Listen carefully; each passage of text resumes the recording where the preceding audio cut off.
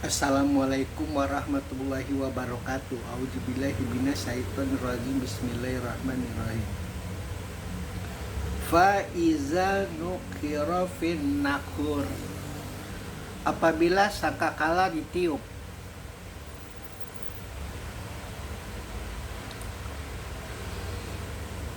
Pola pikir keagamaan terkadang itu mengikuti bagaimana kebiasaan populer pada saat itu. Pada zaman Rasulullah itu yang namanya perang antar kerajaan, yang namanya saling kuasa menguasai, saling lengser melengserkan, itu suatu hal yang lumrah. Dan tanda peperangan pada kala dahulu itu selalu diawali dengan bunyi tiupan trompet yang dinamakan dengan sangkakala. Itu suaranya mampu menggugah semangat untuk berperang para prajurit. Makanya Allah mengatakan ketika hari kiamat, engkau manusia, kaum jin kan suka berperang, suka sekali menumpahkan darah orang lain, suka sekali menikam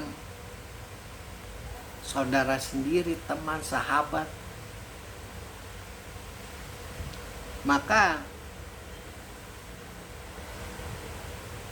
ketika hari kiamat pun, ketika terjadi penghancuran alam semesta pun, kesukaan-kesukaan engkau terhadap suara-suara trompet perang itu juga akan aku perdengarkan.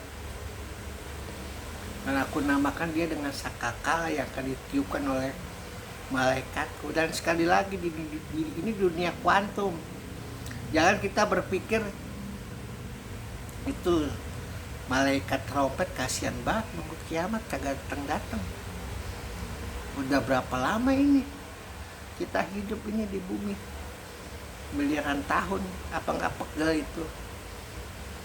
Mungkin malaikat itu menunggu hanya 1 detik, sekejapan mata. Sekali lagi, 1 menit kita di sini berbeda dengan 1 menit kita ketika hidup di planet Mars. Perbedaan waktu, perbedaan gravitasi, perbedaan rotasi alam semesta juga berbeda. Itu Tuhannya Muhammad itu seperti itu, besar, bukan ecek-ecek, super alien. Makanya umatnya nggak mungkin goblok, nggak mungkin bego, nggak mungkin miskin, karena Tuhannya begitu besar, Tuhannya begitu indah. Allah mengatakan sekali lagi, ini udah hampir kelima atau keenam ini kita temukan, apabila sangkakala ditiup, apabila sangkakala ditiup, apa sangkakala diperdengarkan segala macam. Ketika engkau mendengarkan sangkakala, itu bagi kita nih orang yang mengerti nih agama, setakut apapun kita ini, sudah tahu ini petunjuk dari Muhammad. Akan terjadi hari kiamat. Semoga pahala kita cukup, semoga amal ibadah kita cukup, semoga perbuatan baik kita cukup menghapus segala dosa-dosa kita, kemaksiatan kita, keingkaran kita, pendustaan kita, kejumutan kita, kejahilan kita. Selalu itu Allah selalu apabila sangkakala ditiup. Allah menghendaki baik yang Islam maupun non-Islam itu agar takut kepadanya. Karena Allah juga menghendaki engkau agar bertakwa. Dia mau seluruh manusia itu bertakwa kepadanya. Level takwa yang paling rendah adalah takut. Sehingga walaupun dia Kristen, walaupun dia Buddha, walaupun dia Hindu, sering bergaul sama orang muslim, tahu apa itu kiamat, didengar sakakala, ada sedikit di hatinya itu, aduh kalau agama Islam bener ya, nanti sakakala ditiup, oh ini ya, rasa takut. Walaupun tidak percaya Tuhannya Muhammad, Allah mengendaki semua manusia itu bertakwa. Nggak ada satupun. Allah bukannya orang pelit, surganya luas. Mau 1.000.000 Fir'aun dia masukin juga itu hak-hak dia. Nggak ada yang bisa, mau sehebat apapun malaikat Jibril nyumpel tanah, nyumpel apa ke malaikat, nggak peduli, suka-suka dia. Orang yang mengerti agama juga paham, kalau Allah menghendaki Muhammad masuk neraka juga mau apa. Itu namanya superioritas keesaan Tuhan yang sejati. Mau dia masukkan seluruh kaum pendosa ke dalam surga, seluruh orang suci ke dalam neraka, kalau dia mau, suka-suka dia. Makanya Allah menginginkan kita ini mempunyai logika, mempunyai etika, mempunyai moral, mempunyai prinsip, mempunyai pedoman hidup, way of life, agar tahu peta kehidupan dan kematian kalian ini nanti mau kemana. Gak ngeraba-raba kayak orang tolol, kayak orang bego. Al-Quran ini engkau gak perlu sekolah, bahkan gak perlu kau S1, S2, S3, S4, S Doger, S00, gak perlu. Kalau kau belajar Al-Quran sini sudah cukup. Kalau kau ingin belajar masuk sekolahnya gak masalah, itu malah jauh lebih baik. Begitu. Allah sekali lagi menegaskan ini surat Al-Mudaththir, apabila sakakala ditiup. Allah kalau sudah mengatakan gini, ini artinya gerbang kemarahannya, gerbang kemurkaannya, ini dia mau ceritain ini apa ini.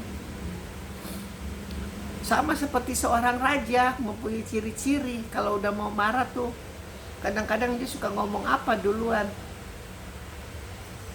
Ada yang begitu, atau gerakannya atau apa. Ini kalau Allah sudah berkata apabila sakakala ditiup, ini dia lagi geram nih. Geramnya sama siapa nanti kita temukan di ayat-ayat berikutnya, agar menjadi pelajaran seperti yang tadi dikatakan. Walaupun dia berhak memasukkan seluruh nabi ke dalam neraka, memasukkan seluruh musuh nabi ke dalam surga, ya, agar ada pedoman, agar ada undang-undang, tahu hukum, tahu hak, tahu kewajiban. Itu fungsinya Al-Quran. Jangan kita Islam, yang penting Islam gitu. Lebaran cukup, naik haji cukup, bakar sate, bakar kambing. Sementara undang-undangnya nih, ucapannya ini tidak mau kita cintai, kita sayangi, kita pahami, kita pelajari. Sementara salah satu julukan Rasulullah adalah Al-Quran yang berjalan. Ayat yang 6.000 lebih ini diwujudkan dalam satu sosok namanya Muhammad Sallallahu Alaihi Wasallam.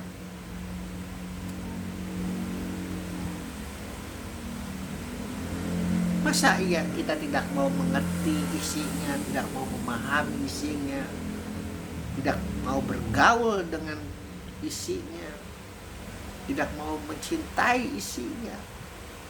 Ucapan Allah.